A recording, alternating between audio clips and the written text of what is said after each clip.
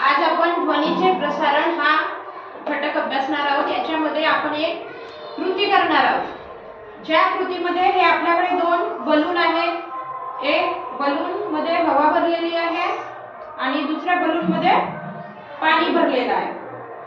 तर हे प्रयोग करून आपण स्वतः अभ्यासणार आहोत की ध्वनीचे प्रसारण कोणत्या माध्यमातून जास्त होते, पाण्यामधून की हवेमधून।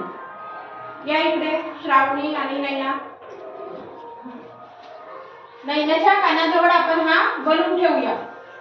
नैना पकड, असं सरळ उभी राहा। हा, एका कानाजवळ, ठीक आहे। आणि हा दुसऱ्या कानाजवळ थोडंसं हळूवार असं टॅप, बोटं घासल्यासारखं।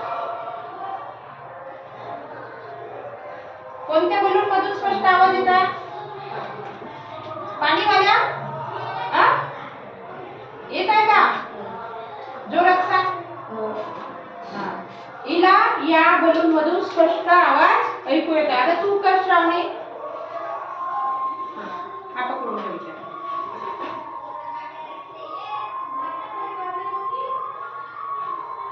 स्पष्ट आवाज पाणीवाल्या बलून मधून, म्हणजे वायूपेक्षा द्रवामध्ये आवाज स्पष्ट ऐकू येतो। ध्वनीचे प्रसारण योग्य प्रकारे होते।